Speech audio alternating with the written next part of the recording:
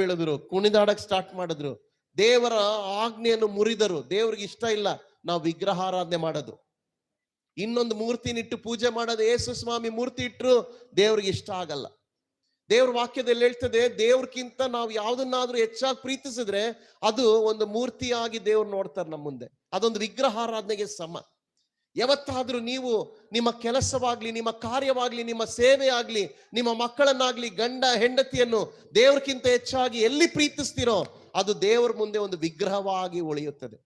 ನೀವು ಪ್ರೀತಿಸುವ ವಸ್ತುವನ್ನೇ ದೇವ್ರು ತೆಗೆದಾಕ್ಬಿಡ್ತಾರೆ. ಯಾಕಂದ್ರೆ ದೇವ್ರನ್ನ ಬಿಟ್ರೆ ಇನ್ಯಾರ ಮೇಲೆ ನಾವು ಹೆಚ್ಚಾಗಿ ಪ್ರೀತಿಸಬಾರ್ದು. ಪಕ್ಕದವ್ರ ಕೈ ಕೊಟ್ಟು ಹೇಳಿ, ದೇವ್ರಕ್ಕಿಂತ ಹೆಚ್ಚಾಗಿ ಯಾರನ್ನು ಪ್ರೀತಿಸ್ಬೇಡಿ, ಅದು ಏನಾಗಿ ಮಾರ್ಪಡುತ್ತೆ? ವಿಗ್ರಹ. ಹೇಳಿ ಪಕ್ಕದವರಿಗೆ, ದೇವ್ರಕ್ಕಿಂತ ಹೆಚ್ಚಾಗಿ ಯಾವ್ದನ್ನಾದ್ರೂ ಪ್ರೀತಿಸಿದ್ರೆ ಏನಾಗ್ಬಿಡುತ್ತಂತೆ? ವಿಗ್ರಹ. ದೇವ್ರಿಗೆ ಇಷ್ಟ ಆಗಲ್ಲ. ಈಗ ನೋಡಿ, ಮೋಶೆ ಎಲ್ಲಿದ್ದಾರೆ?